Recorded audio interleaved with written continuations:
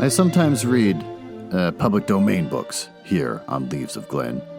And they were written a long time ago, so they're usually racist or sexist or bigoted. But in there somewhere and all that is a story, and that's why those stories are famous. Other times, I read works from independent authors, and they're delightfully not racist, but they might have adult language or adult situations.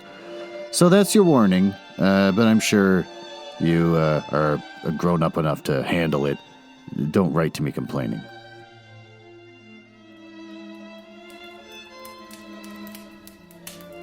Hello, and welcome to the Leaves of Glen Mansion. It's a fun little bit where I pretend to live in a mansion and not just recording in my basement. This is where I read the hottest public domain books and short stories. This week, we're going to continue to read Judgement on Janus by Andre Norton.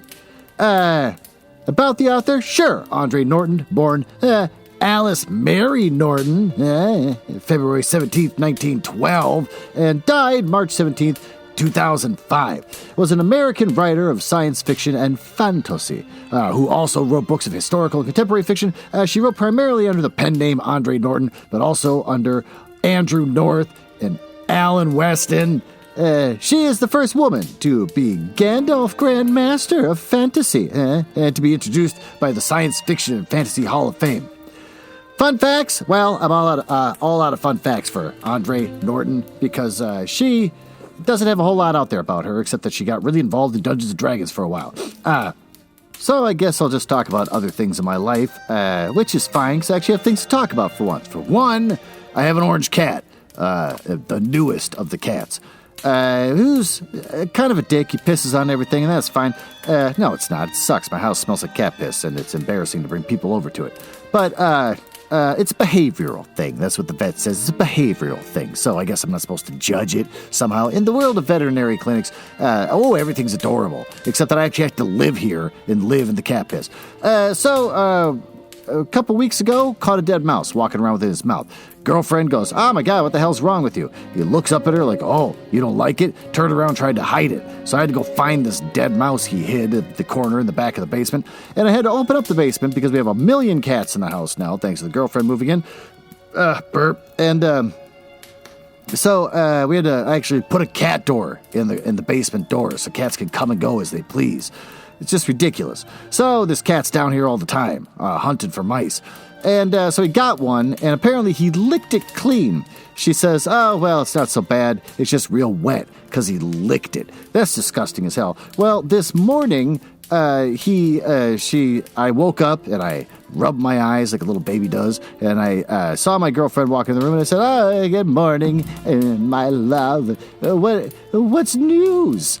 Expecting her to tell me about stuff she watched on local news or something, but no, she didn't do that. She said, "It turns out the cat ate another mouse." And I go, "Ate?" She goes, "Yeah, ate out his center like a corn cob. It's just disgusting." And I'm like, "You mean like he ate its liver and intestines and lungs?" And she goes, "Yep, pretty much just ate out his whole center." And I'm like, "Jesus, what happened to licking?" Apparently he doesn't lick anymore. Now he just eats them, like just right through the center, like some sort of cartoonish monster.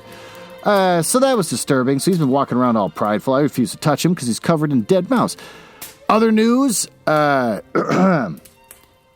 going to take a break from Judgment on Janus. Not like anyone cares or anything, but I'm just going to say this out loud. So if there's actually one person who does give a crap, they'll say, "Oh, why'd you stop?" I'm going to pick it up later, like in November, because October is coming. And I didn't plan this out, because I don't plan out anything I do. So what I'm going to do is I'm going to stop reading Judgment on Janus. I'm going to read a bunch of ghost stories all through October, because that's the reason why I started the podcast to begin with, is I wanted to read scary stories during October, and then just fill the rest of the year with bullshit. And then when October comes around, oh boy, I get all excited. So I'm going to do that this year. So I'm going to take a break from Judgment on Janus, and I'm going to read scary stories. Scary, boring as hell, laboriously written public domain stories for October. But, hopefully, I don't know, get you off. I don't know what you want from this. What do you want from me? The 5 people that listen, what the hell do you want from me? So I'm going to do that, and then I'll pick it back up after. Other news, my friends from Germany are coming to visit. and it's adorable. It's super sweet of them. They're flying all the way in from Germany just to hang out in big-time Minneapolis. We found an apartment situation. There's an apartment complex across the street from where I live that rents out whole apartments to people. So they're going to sign up and do that, and then we're all going to hang out as if we all live here. And then they'll go back to their own damn country where they belong. Well, with that, why don't we dive into the story?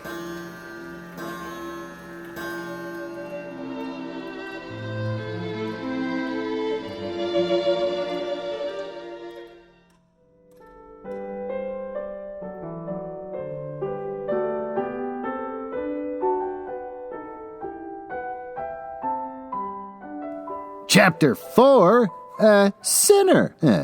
Tylos, I keep forgetting. You go every other week now. I don't do it every week like I used to, or a couple times a week where I'm reading books. Now I go every other week, and I kind of forget about how absurd these goddamn names are. Tylos stood against the wall bunk, his hands opening and closing, as if he wanted to grab and hold what was not there. He leaned towards Niall, his pale tongue sliding back and forth across his lips. You must have seen something. You must have... as a side note, my good friend over at Canadian Spirit Podcast figured out what gentle homo was supposed to mean. I couldn't figure it out. My special lady friend couldn't figure it out. Look it up online. There's nothing. Gentle homo isn't a thing that's referenced anywhere. But they say it so often like you're supposed to know what gentle homo is. The host of Canadian Spirit Podcast heard the episode and said, I think the person is trying to be sort of all-inclusive by saying instead of gentleman or gentle person, it's gentle homo, like homo sapien. Well, I mean, they figured it out. God bless them. My daughter even was just like, well, that's ridiculous. It's got to be in context. So she read pretty much the whole chapter like, I cannot figure out what gentle homo is supposed to mean. As soon as I said, hey, to my kid, turns out another podcaster figured out what the hell that's supposed to mean. They said, gentle what? And I said, gentle homo, like homo. And then she kind of interrupted, sapien. I get it. As if she knew all along. But she didn't know all along. All right, you must have seen something. You must have. Treasure. What kind of treasure, man?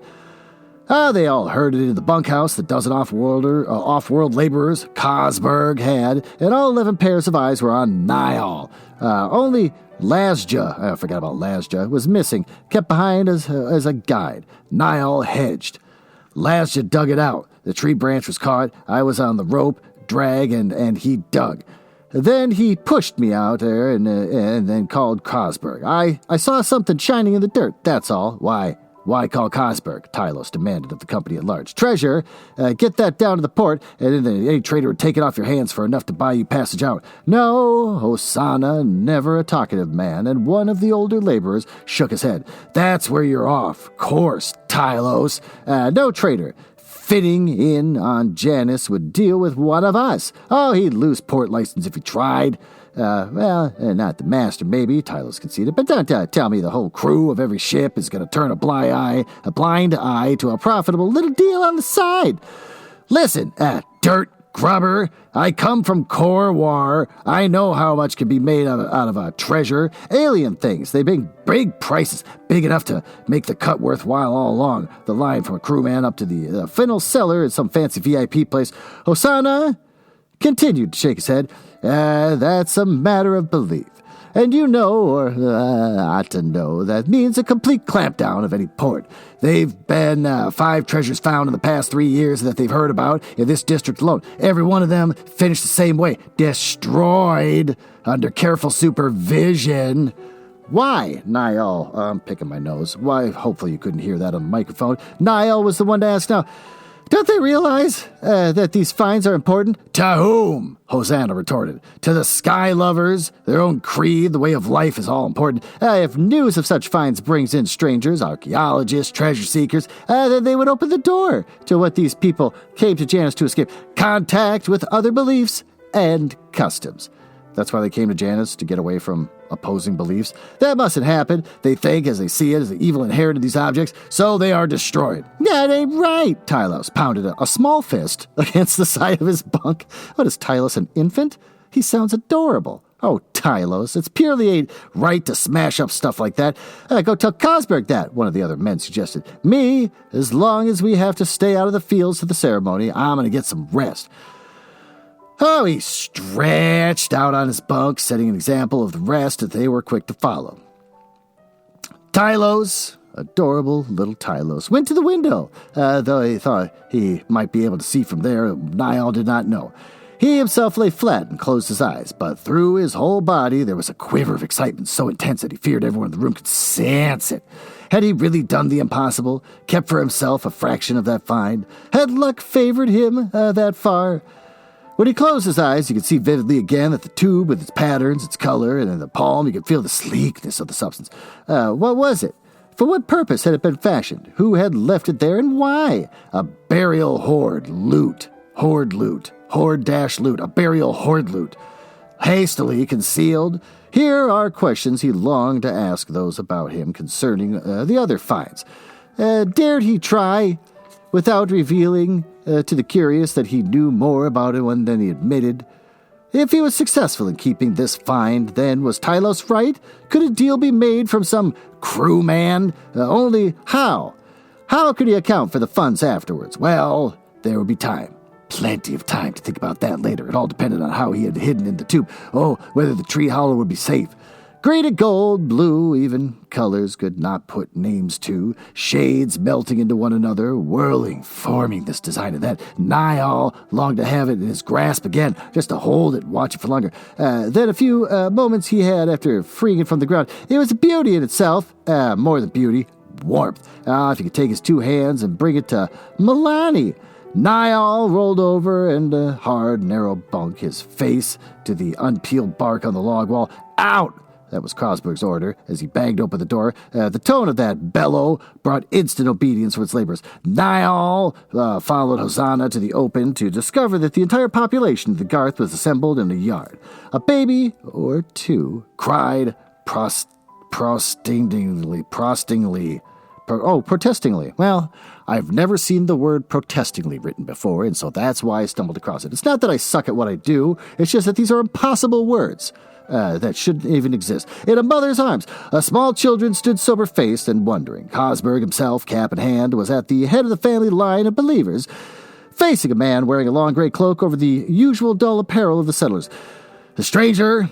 he was bareheaded, and his shock of uncovered hair and his chest spread of beard was gray as his cloak, so it was difficult to see where the fabric ended and the hair began. Out of that forest of beard, a sharp beak, a nose stuck, and curiously pale, thin-rimmed eyes, one of which watered constantly so that those involuntary tears dribbled into the waste of hair below. It shone brightly. "Sinners!" Yeah, cracked voice it was. In a way, it was authoritative to Cosberg's. A visible shiver ran along the line of believers at the accusation. "The Dark One has chosen to set the snare of this devising on his Garth. Dark is only drawn to dark. Your sky has been clouded." A moan came from one of the women, and two of the children began to whimper. The cloaked man lifted his head and turned his face to the sky, which was indeed cloudier than it had been that morning. He began to chant words unintelligible to Niall, and the whole croaking like the rasp of an ill-set saw. Still looking skyward, the stranger pivoted his body to the woodlands, and then, without watching his footing, he marched in heavy strides in that direction. The believers fell in behind him, men to the fore, and Niall joined the laborers who brought up the rear. It is only coincidence, of course, that the clouds continued to thicken overhead and the heat of the sun was shut off, and from somewhere a chill breeze had arisen. It wrapped about them as they came into the clearing where the treasure lay the treasure cache. 3 times the speaker marched about the glittering heap on the ground, and he took up an axe that Lasja had earlier wielded and passed it to Cosberg. The Garth master reversed the tool, bringing its heavy head rather than the cutting blade down on the objects there, battering and breaking them into undistinguishable mass of crushed material, while the speaker continued to chant. As Cosberg moved aside, the old man brought from beneath his cloak an old model blaster. Now he did look down as he aimed at the broken bits Cosberg had battered in shapelessness. The dazzling beam of the ray shot at the target, and the spectators pushed away from the heat of the blast. When the speaker was done, there was only blackened earth in a pit. Whatever residue of metal had remained, turn the page.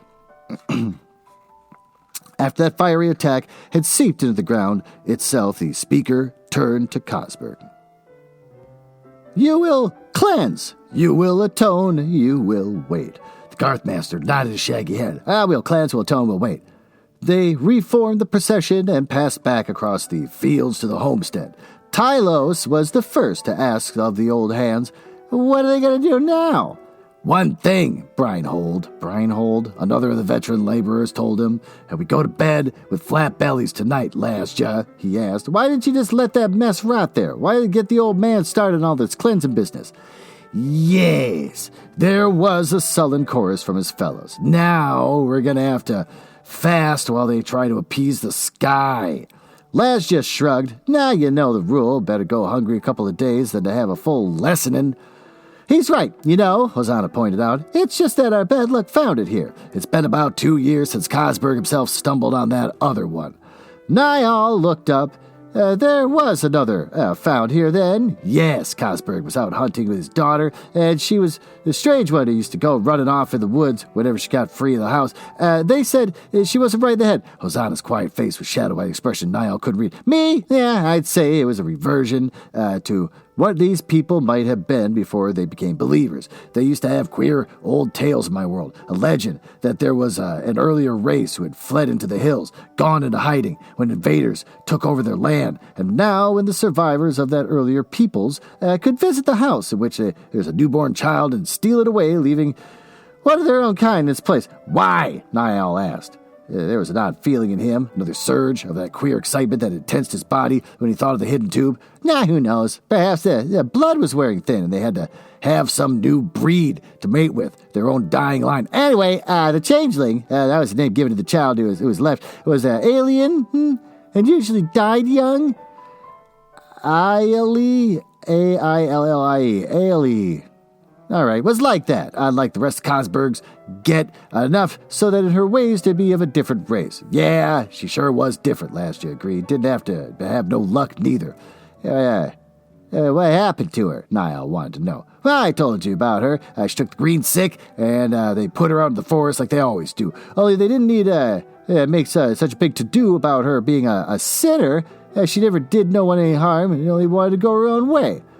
But that is the sin here. In other places, too. No one must leave the herd. To be different is complete damning sin. Hosanna lay on his bunk and closed his eyes. Might as well relax and take it easy, boy. But we won't work and won't eat until the period of cleansing is past.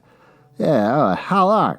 Hosanna smiled quietly. Well, that depends on how Cosberg tends to feed the speaker. Old High-Sander has quite a shrewd bargaining sense, and he knows that our worthy master wants to get those western fields cleared before the winter burning. Oh, there'll be some smart trading going on over that little matter just about now.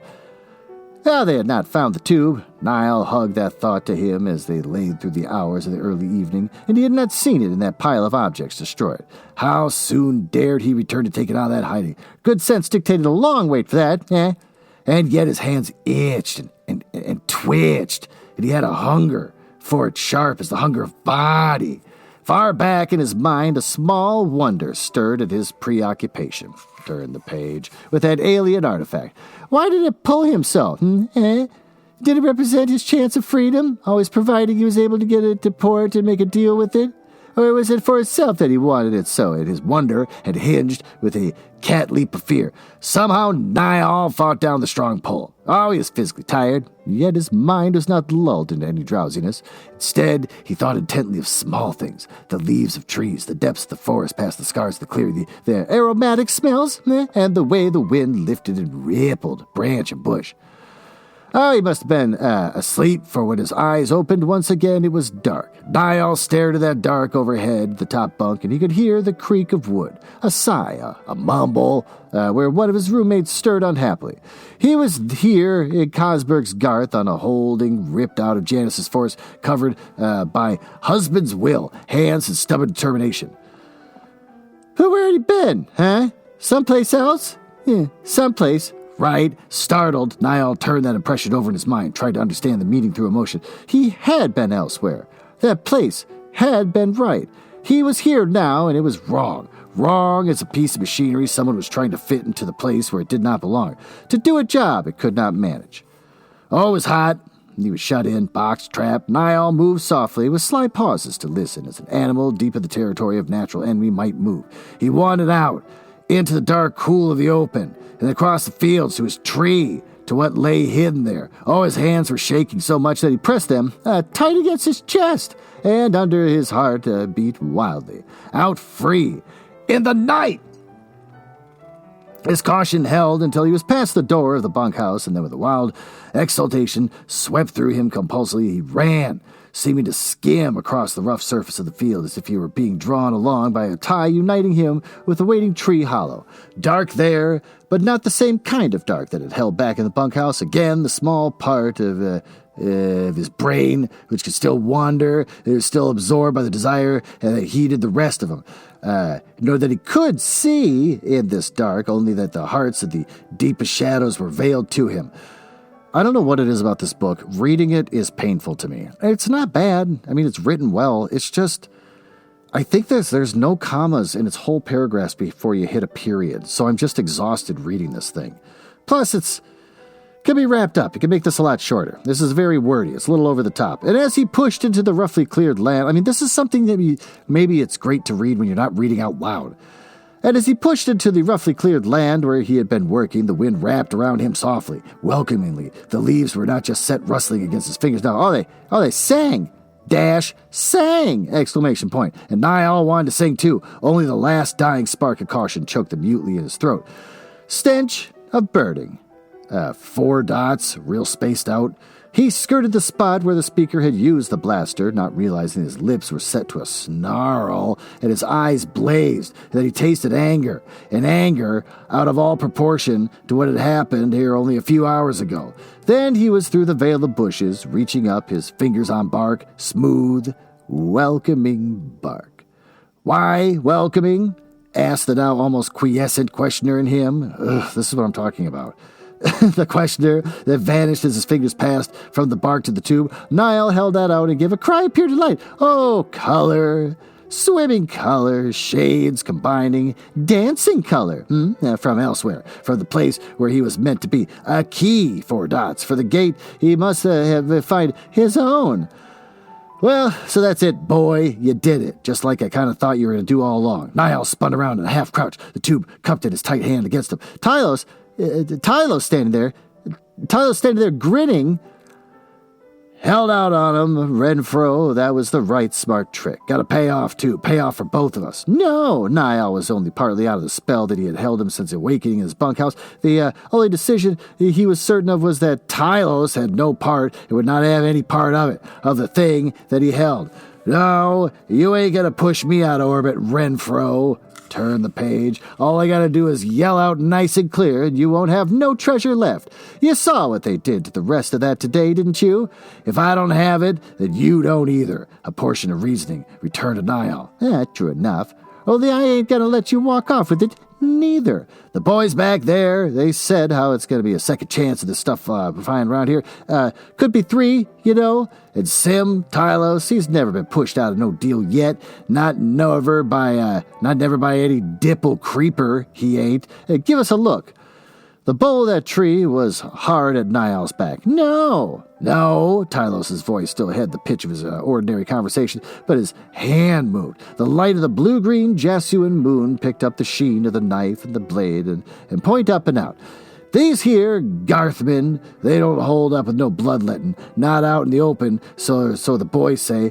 I don't know what the hell's going on. Only I ain't no believer, nor you neither. You gimme that. The knife sliced the air. Tylos, armed with naked metal, avid for what Niall held, was not the same scrounging, sly, work-dogging weakling he had been. So, shadows out from the shadow, Cosberg, his son, and 2 more of his kinsmen coming from the hunter circle. So the evil still is. The sinning is yet.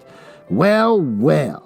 That we watched this night. Oh, add you take a small one. A loop of rope snapped out to pin Tylos' arm to his side, effectively halting before it began any struggle it might have made. Cosberg regarded the small laborer. He's not touched it, intent on yet with a full sin, and put him in keeping. He shall be lessened, and lessened well. Another vicious jerk took Tylos off his feet and brought a hearty, coherent stream of pleas and attempted self-justification out of him until a kick from Andon impressed him. Another wisdom of silence. You, Cosberg had turned to face Niall. "You are a complete sinner. Infidel. You found, you concealed. You brought down upon us sky wrath." His hand shot out and up, and with a speed Niall had not realized him capable of, and the club he had struck numbingly on Niall's forearm with force enough to bring a choked scream out of the younger man and throw him to his knees. Yet, in spite of his pain, he watched the tube, free of his grasp, roll to the open and lie there, warm, beautiful, glowing in the moonlight. Only for an instant was it so. Then Cosberg leapt upon it, and stamping with heavy boots, grinding it into the powder that he could not be told from the silent wood dust, all warmth and life. Niall cried out, threw himself on the dancing hulk of the man, treading for the frenzied shuffle up and down the mass of withered leaves and churned earth.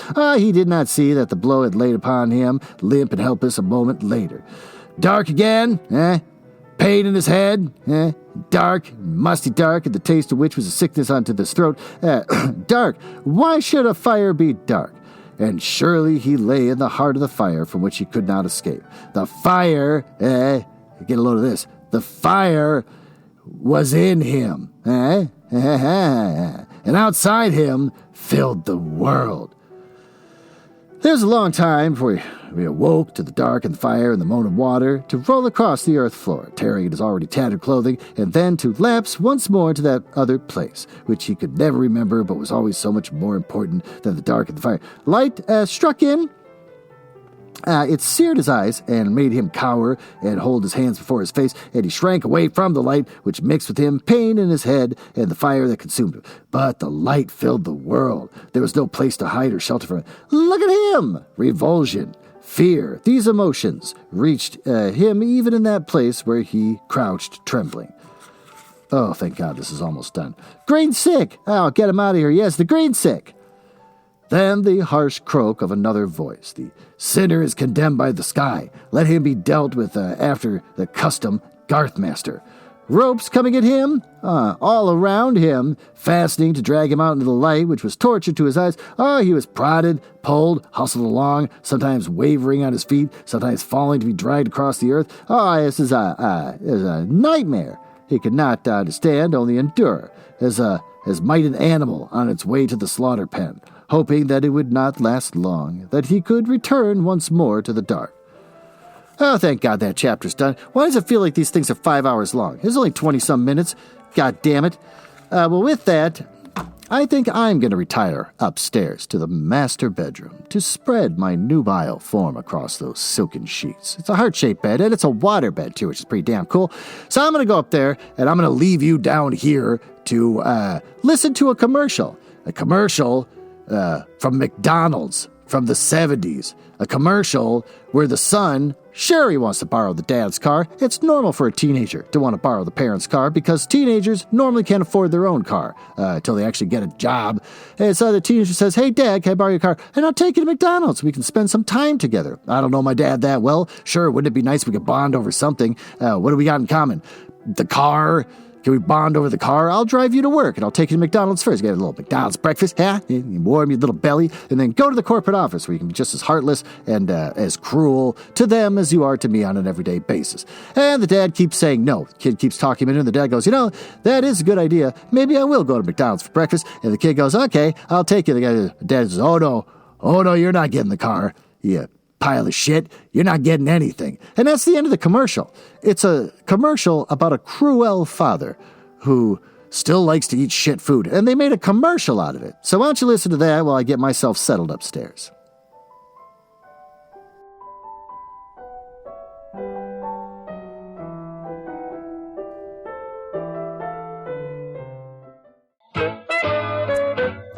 Dad, can I use the car tomorrow? How do I get to work? I'll drive you. Aha. We could leave early, stop for breakfast at McDonald's. I don't say. Fresh scrambled eggs. Sounds good. Sizzling sausage. Keep talking. Golden hash brown. What a great idea. You deserve a break today. I can use the car then. No, but you sure talked me into breakfast.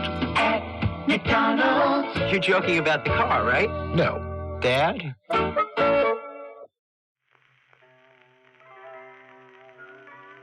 Poor kid's just trying to connect with his dad. He even says, are you kidding about the car? And the dad goes, no. And then he says, Dad. It ends with him saying, Dad. This kid is heartbroken. Why is this an adult? Oh, here you are. What the hell? You're wearing like a sweater vest with a sweater tied around your neck like a cape and wearing like really tight white shorts and taking a shitload of selfies. Why are you dressed like that? I don't understand. Like some sort of weird 1980s kind of like evil rich person. Drunk on Love is the book you're waving in front of me. Okay, I get it. I got it. Okay, here, I took the book. Are you happy now? Jesus Christ. Drunk on Love by Jasmine Gilroy. It's a category of romance. You want to learn more about Drunk on Love? Sure. An intoxicating and sparkling. Ooh, new romance by New York Times bestselling author Jasmine Gilroy. Margot Noble needs some relief from the stress of running the family winery with her brother. Oh, God, I can't identify with these people. These are not people that I can identify with.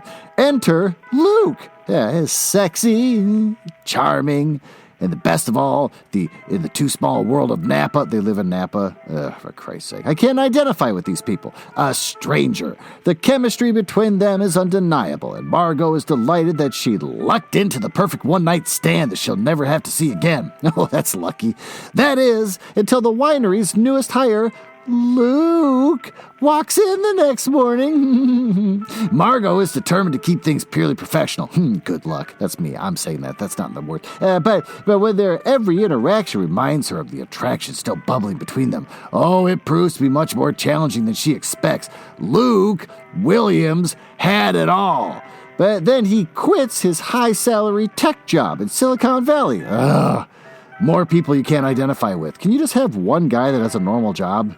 That you can, place yourself in their shoes. In the blaze of burnout, and moves back to Napa to help a friend. Okay, so he's been grown up in just shit people. He realizes he doesn't want to tell the world, or his mom, why he's now working at a winery. Why is it bad to work at a winery? I'm sure it pays well. I'd probably be happy.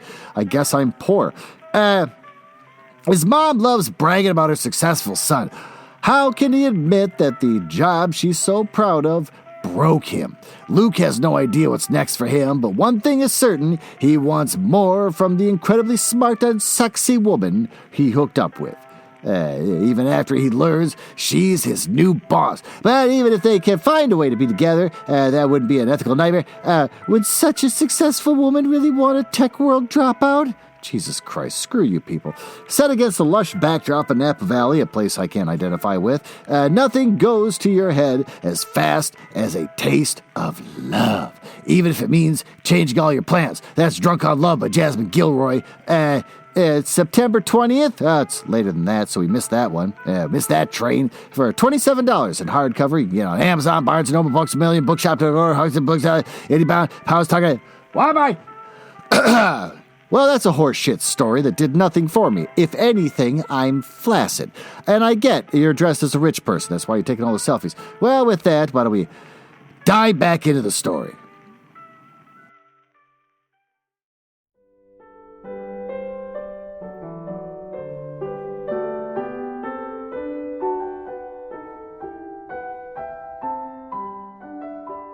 Chapter 5.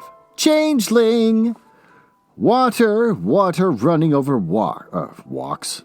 They tricked me. Water running over rocks. Downstream under the open sky water to drink, to pour over his burning body, to lie in the midst of flowing waters. 4 dots. These dots are different than normal ellipses. For one, it's got 4 of them. The other part is there's spaces between them, so they really stretch it out. Niall crawled on his hands and knees. His eyes narrowed slits against the terrible pain of light. But there were spaces of cool shadows where the light was muted, screened away, and those grew larger and larger. Oh my God. Iftcan. The Larsh forces had attacked at Moonra. Iftcan? Seriously? God damn this book. And some weakling had let them seep through the first ring. So if Iftcan had fallen, and the Larsh now hunted fugitives from the towers, Niall crouched in the greenish shadow, his hands covering his face. Iftcan, ...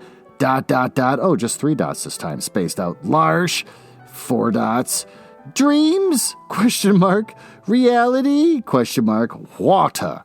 He must have water. Shivering, he crawled on between trees, his hand groping, his legs sinking into a muck of decaying leaves and earth. Over him, leaves whispered until you could almost understand its slurring alien speech. Leaves don't talk. That's just wind making them move around. Now he could hear it, the murmur of water.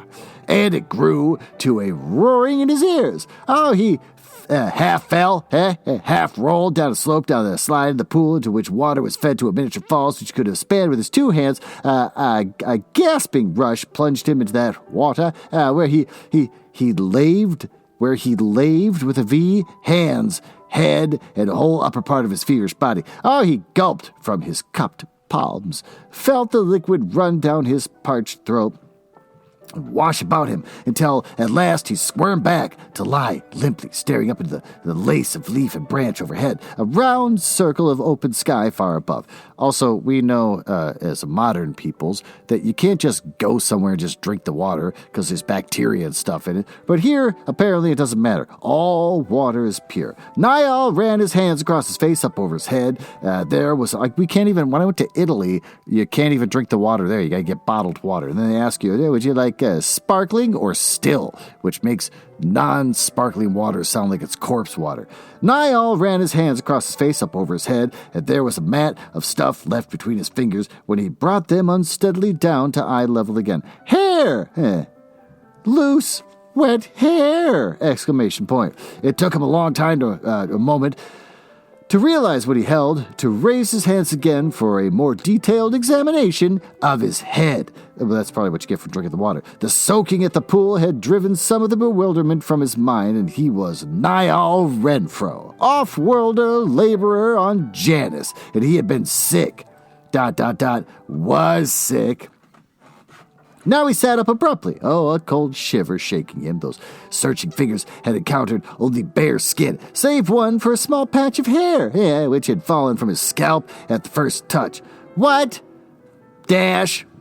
had happened to him? Once more, his hands went to his head, and he slipped across the skin of bare hair. Oh, he touched his sides, stiffened at what they were once there. Oh, he crouched, his knees pulled to his chest, half bent over, breathing hard. Then his eyes, still squinted against the pane of light, saw a second pool, smaller, fed by a larger, but still of the surface of a mirror in which the drooping foliage about it was reflected.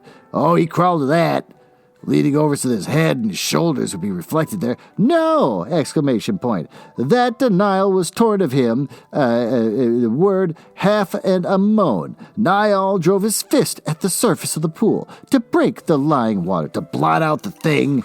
Turned the page. It repeated, but ripples died away, and again he saw, not clearly, but enough. Niall's hands went to his head for a second touch. Exploration to verify the reflection. Oh, hairless head! Ears larger than human, but with the upper lip sharply pointed, rising well above the top line of his skull. What? Hairless head, ears larger than human, with the upper tips. I screwed that up. Okay, so his ears had upper tips, sharply pointed and rising well above the top of his skull. And he held his shaking hands out before him, forcing his eyes wide open for that study. His skin, which should have been even brown, was now green, and that was no fault of the tree shade, no trick of Janusian sunlight. It was true. He was green. The tatters of his shirt were long since gone, and his bare chest and shoulders and his ribs were all green. I did not need to pull away from the ragged breeches he belted about him or kick off the scuffed and battered boots to know that hue was universal. What looked back at him from the pond mirror, what he could see with his eyes when he surveyed himself, was no longer human. It was Niall Renfro. Can you hear the airplane? Sorry about that. I got the window open. He is AR. Oh my God. He was AR. AYYAR. AR. Hands twisted, wrung, though he was unconscious of that disparaging gesture. AR of Iftcan. Oh, fucking kill me. Lord of Kykick. KYKYC. He's AR of Ifkan, Lord of Kykick. I hate this book. The Larch had broken the first ring, and they were in the inner planting.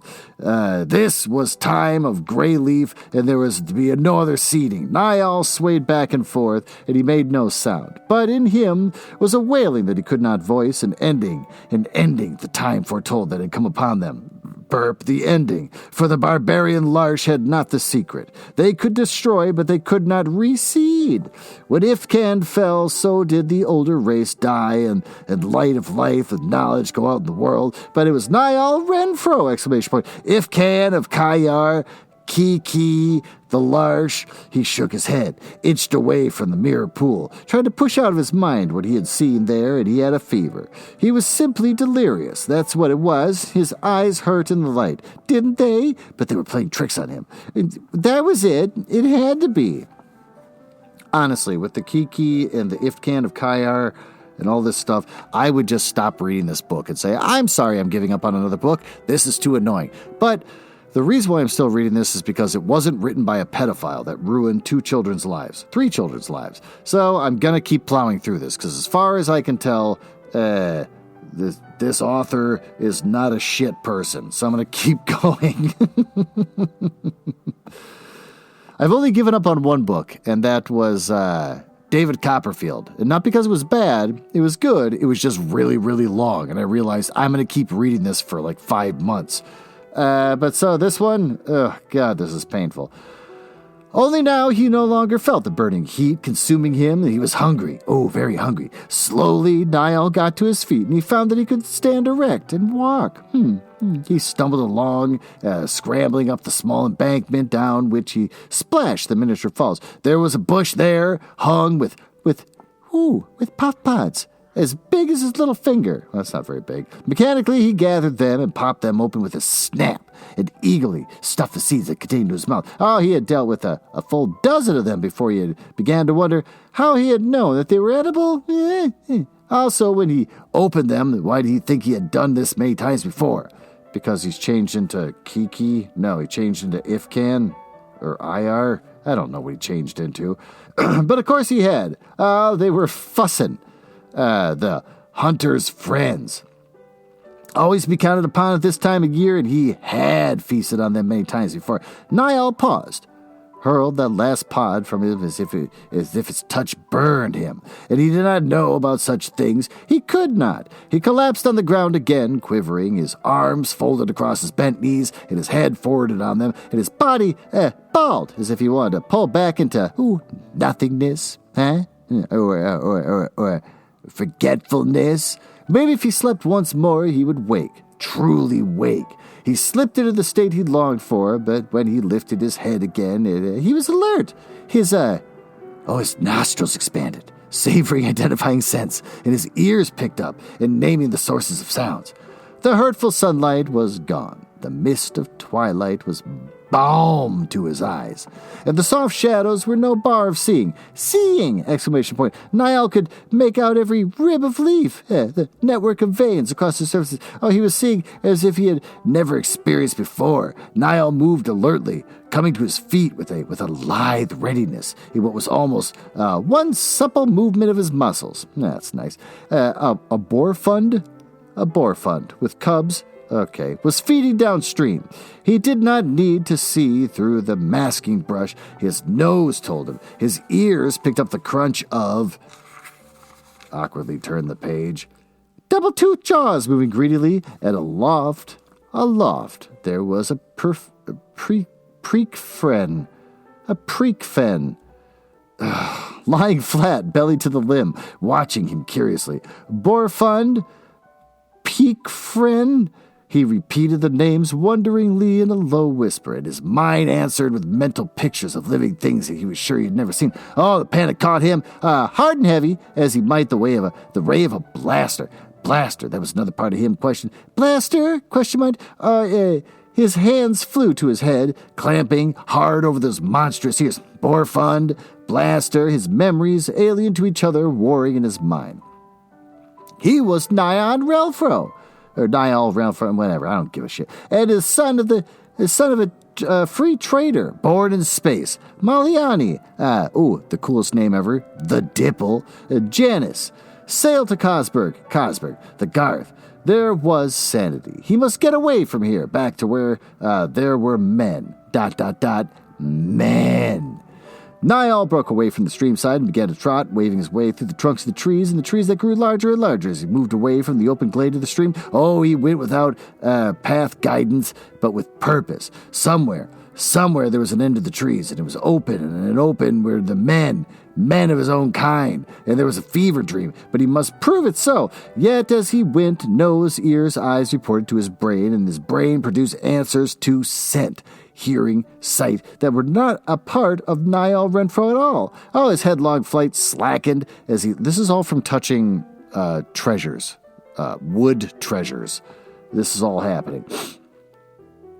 Leaned panting against the tree bole. As his panicky breathing began to slow, his head came up again, and he battled shakiness, fear, the soft whisper of a breeze of leaves, the warmth, the caress of the same wind against his bare chest and arms, and now that feeling of content. That was right. The way life should be, as if he too reached down, roots into the earth underfoot, and raised swaying branch arms to the sky, kinship with the forest world. But he went on through at a sober pace, schooling his unease. He stopped at once to strip long, narrow leaves from a low-hanging branch, crushed them between his palms, and then inhaled them deeply, the scent from their bruised surfaces. Oh, he felt clear-headed, alert, tireless and eager. It's just like cocaine. He just basically crushed up cocaine and inhaled it. However, that eagerness was replaced by another emotion, probably withdrawal, as he came into the hacked trace of the settlers' war against the wild. Wilting leaves, broken branches, Niall's nostrils twitching the spasm of distaste. Oh, he is scowling, unaware of it, and the smell of death, decay, and where it did not belong, with it another stink of an alien life form, defiling yet familiar. He traced that smell out of the clearing, through the thinning of the brush, racked and torn, the logs pulled through it, and he was on the edge of the field, a field where the butts of forest giants still stood, raw and ugly monuments to the death dealt for them weeks ago. Niall snarled at the spoliation. Spoliation, that's okay. Is that a word? I mean, I guess it has to be. They wrote it in a book. And then within him grew the disclination. Ugh. This is not good writing. Stay away from the Asians within the same sentence. To advance any farther into the open. Pinpoints of flight pricked beyond. His gaze, centered there, narrowed. That was a Garth? Cosberg? Dared he chance moving closer? Yet he must. He was a man. ... There were men.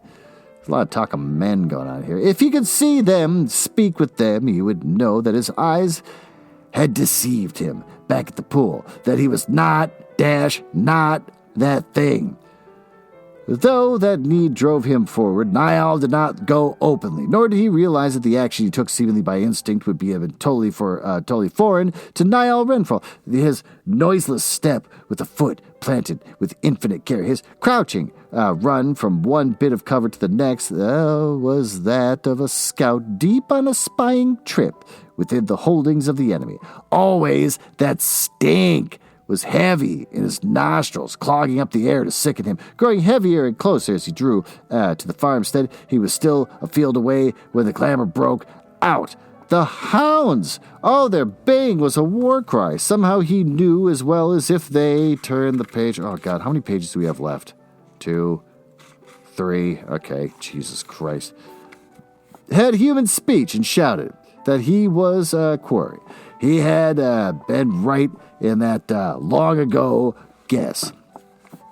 The Garths kept those 4-footed hunters at the threat to laborer runaways, but Niall also remembered the custom of the Cosbergs. The animals had not been loosed in the fields at night. There was too much chance of their disappearing on the game hunt into the forest and not returning. No, they patrolled inside the wall of the Garth yard. And this was Cosberg's right enough. Niall recognized the set of a big main house against the night sky.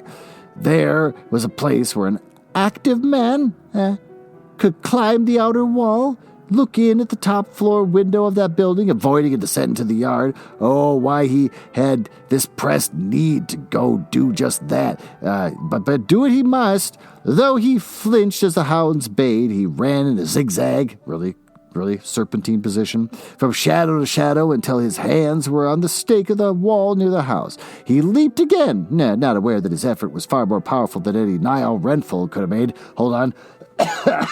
Coughed. Crap, I think I'm getting my girlfriend's cold. Though he flinched as the hounds bayed, he ran in a zigzag. I just read that. Killing trees to make shelters.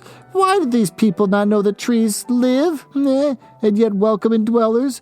No, always this kind must kill. Use dead things to pile about them until their layers smelled, reeked of foul decay, as did the pit of a hunting Cal-croc. For Christ's sake. The stench was up. They just throw these terms away. Like, Cal-croc, never going to hear that again, but I had to say it out loud, so that sucked. The stench was almost more than he could bear, making his stomach protest. He said trees. He didn't come up with a new word for trees, but a Cal-croc, whatever the hell that is something that we're supposed to keep in mind. But he did say trees. He didn't say, like, stretchy guys. I don't know what we should call them. The stench was almost more than he could bear, making his stomach protest, yet he crouched before the in-cut, which held an open window, and looked to... it's in-cut. Okay, fine. Then he calls it window right afterwards. He jerked and nearly lost his balance. And that thing, 2 of them, they were monsters, as horrible as the smell of those dead layers of theirs. Men! Hammered one small part of his brain, or rather, another one, young Cosberg, and a woman, Monsters! Exclamation point. The revulsion was sharp, hairy as beast, alien, not only in body but in mind. Looking at them now, Niall could, in a way that he could not understand, savor their crooked thoughts, look into their narrowness of them. There was a wrongness, every part of his own spirit rejected without pity. The woman turned her head. Her eyes, by chance, were on the window. Her mouth, shaped by a distorted square. Oh, she screamed tearingly, and continued to scream with sharp, mindless cries. Niall leapt forward, landing lightly on his feet, just as he had been revolted, had rejected kinship with this species, so that the woman felt about him. Oh, he ran away from the stench of the dead wood and the creatures that layered in it, and heading for the forest with his clean shelter. But his repudiation of the garth was not at an end. An hour later, he lay with heaving shoulders and laboring lungs, hearing still about the belling of the hounds. Oh, they had brought about those garth dwellers to pick up his trail across the fields. Only one fact, that they had kept the dogs leashed and saved him. But, judging from the sounds, they had not ventured yet beyond the roughly cleared land. They were waiting there for daylight? ? Oh, then would the dwellers overcome their dislike of the forest and again put the hounds on his trail? Or would he be safe if he retreated further into the deep woods, to go deeper, so that he would lost in his own kind, alone? His own kind? ? Spirit of space. What? Dash. Who were his kind now? Niall shivered. His revulsion for the garth was a real thing, as real as the heat of fever, the pain in his head. Oh, he could not go to those people and claim kinship, never again. And the fact, standing stark and black in the chaotic world, he had to be faced. Something terrible had happened to him, outside, inside. Oh, he is no longer Niall Renfrew, though he was now looking at a strange reflection in the pool. He was looking inside him, and what had taken over his mind as well as his body. Ayar. Who was Ayar?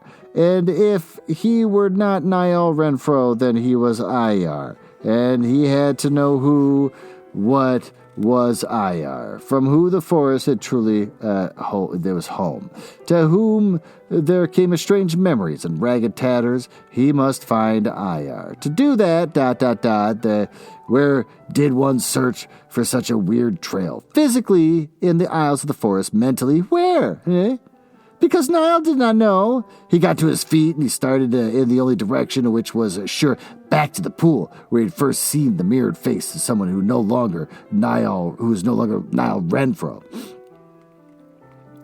Now that he had admitted as much, more and more of the new person took over. He stopped, pulled at his fastings on the heavy boots, and weighed down his feet. Foot gear should be so different, made of boar fund hide, fitting snugly, reaching from sole of foot to just below the knee. Hunter's boots. Why is it called boots? Why isn't it called flippity flaps? I don't know. They randomly change the names of stuff in this book, but then they stay to things like trees, boots, men, whatever.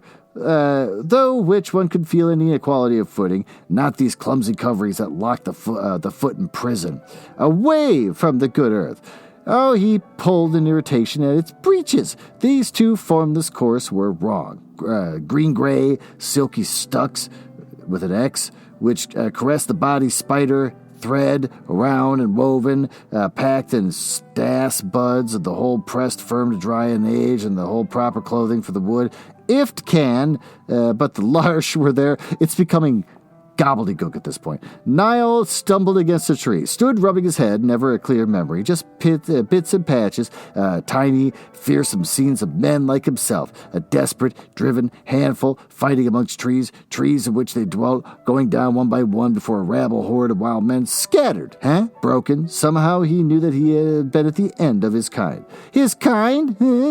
What was his kind? This chapter will never end. Who was IR? We could have answered this like 5 pages ago. He blundered on, though he knew where he was going, that he would, I get it, he'd come on the poolside. And he did, falling down by that quiet pocket, drinking again from his cupped hands, slapping the pool's bounty over his sweaty body. This is getting weird. The rill ribboning from the smaller mirror pool could drain into the river, and beyond the river he drew a ragged breath. Beyond the river stood Ifcan, tall and beautiful, silent, silver leaves and singing trees of Ifcan. If he was tired, so very tired, as he relaxed beside the water, the tiredness caught him, his feet hurt. Oh, perhaps he should have thrown away those imprisoning coverings. God, they're called boots. Only he could no longer stand their touch. Water rippled about his feet, and he lowered them into the pool, soothing away smart and burn. He rubbed them dry with his handfuls of grass, and curled them up drowsily. The sound brought Niall out of sleep, so deep dreams did not reach it. Oh, he lay where he was for a moment, wretched out of ordinary time, and every part of him questioning by senses far more specialized than any off-worlders. He rolled under a bush and brought his head about the skyward, yet no sun shone, the lighter sky of dawn. Against it, a man made a flyer from the port, a small 2-man job, coasting low, and Niall Renfall's memory supplied as much of Had Cosberg appealed for such help in his hunting? Why? Trying to answer that was folly. Soon it would be a full day, and while Niall could travel to the gloom of the forest, he dared not try to face the open under the sun.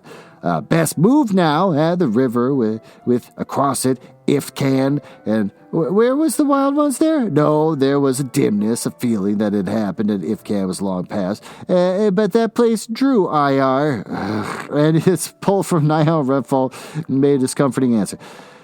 He started downstream, keeping under the roof of the trees. Overhead, he could follow the circling of the flyer by the waxing and waning of the engine purr. The pilot was hunting something right enough, swinging the machine in a steady pattern of rings over the forest. What he could see below, save a carpet of tree crowns, puzzled Niall, but the circling was too, turn the page, oh my God, we're almost done, regular to doubt that poor pilot did have a definite purpose, which could only be of one search. The rill, that was Niall's guide, joined another stream, widened, developed a visible current. Water things swam or popped into the flood from things on the verge as he passed. Oh, he found another Fruscian brush, stripped its pods and munched its seeds as he went. Then his nose warned danger. Nah, not the man smell, no. It's a vile in another way. His mind supplied a murky picture of danger that ran on many legs, lurked, hid, and pounced on anything venturing into the forest strip that is appropriated a hunting territory. Niall leapt to catch at a low-hanging bough. Its elasticity helped to whip him up into the mass of the tree, and so he passed over that path into its evil smell, staying above and traveling from one tree limb to the next until the last taint of that odor was lost. The day was on him, but the full dazzle of the sun did not reach here, for when he saw it blindingly bright before him, reflected from water, a sheet of swiftly running water, his shielded eyes with the hands and tried to make out what lay on the opposite shore. Was there an Ifcan still? Oh, thank fucking God we're done. I do not like this book. I think that this author, well, we'll talk about it. Why don't we retire down to the smoking room where we can review this and I can talk about why I hate this thing so much.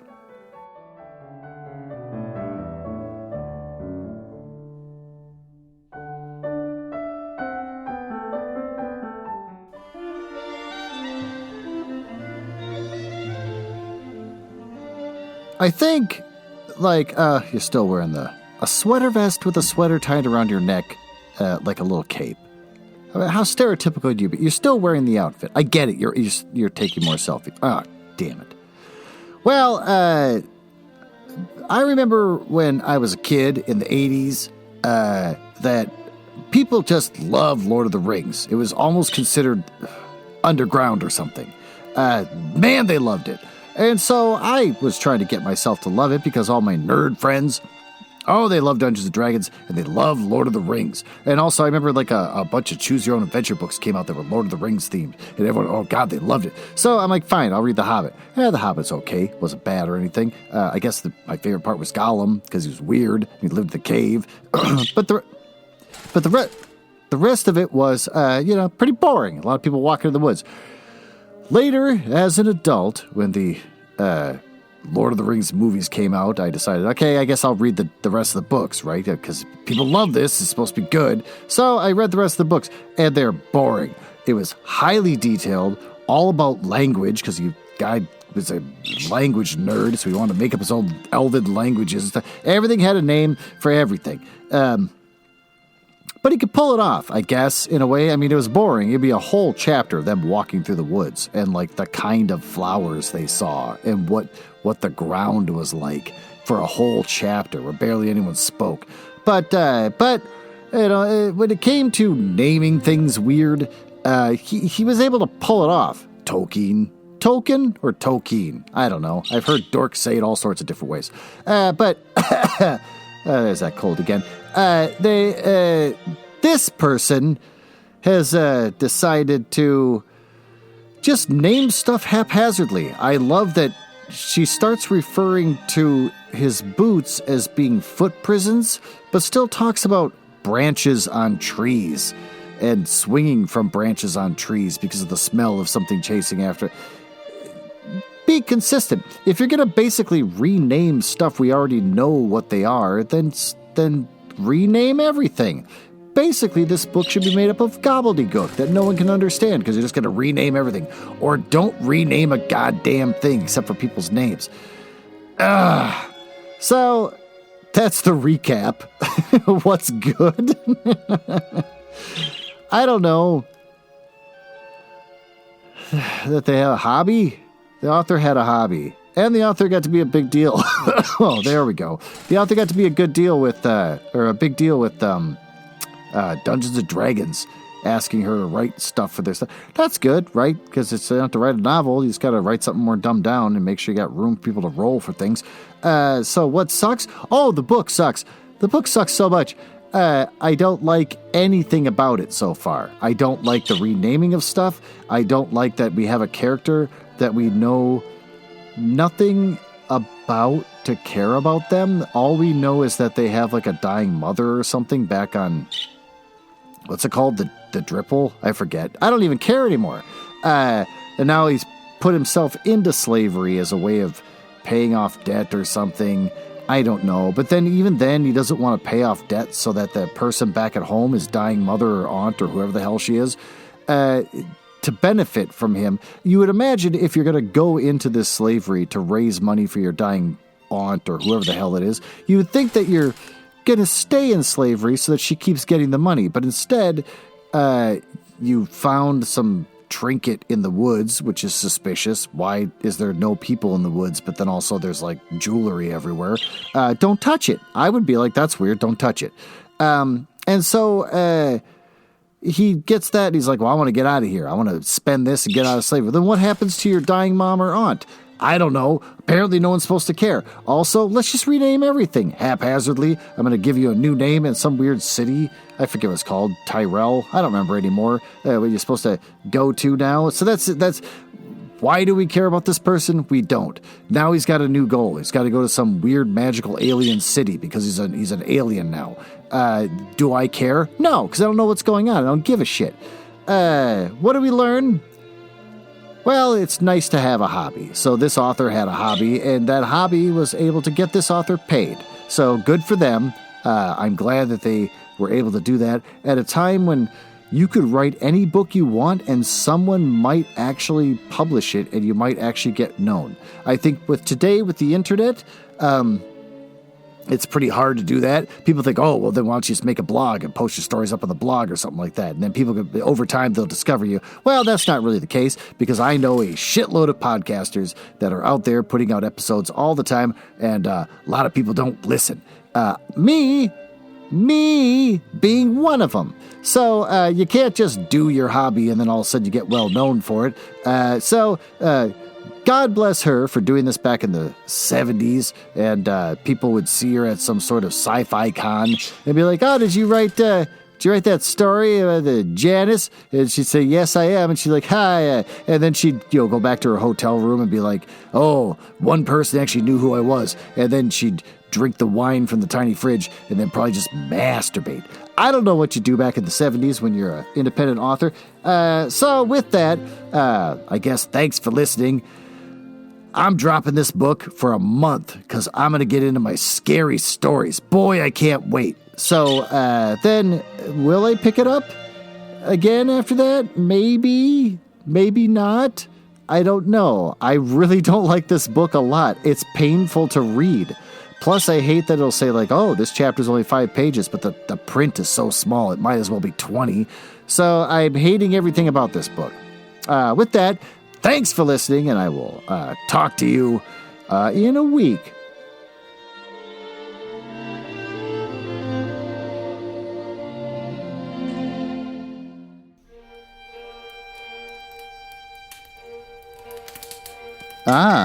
Well, it appears you found me in the part of the podcast I hate the most, where I tell you all about the places on the internet where you can find me. You can tell I hate this because of the sound effects making it sound like a stormy night in the drawing room of the damned. Now, there's that. Are you cool? I like cool people. It's the reason why I got involved in this business to begin with, just to meet cool people, not losers. So if you're cool, feel free to go over to my website, nuzzlehouse.com. You can see a backlog of everything I've ever read, including stuff like Gestating the Curious Mind with my lady friend, and also a little side project I'm going to be doing with my daughter. Oh, I'm on Instagram, but no one uses that anymore because they all use TikTok. Am I ever going to get on TikTok? No. But if you want to look at my dead Instagram, it's at HouseNuzzle. I also have Twitter, which I use the most, which is also conveniently at HouseNuzzle. And since I think you might be cool, you can always just email me directly, glenn.nuzzles@gmail.com. But don't email if you're a nerdlinger or a dork. Now, back to business. Can't believe I drank all of them already. There's got to be one left.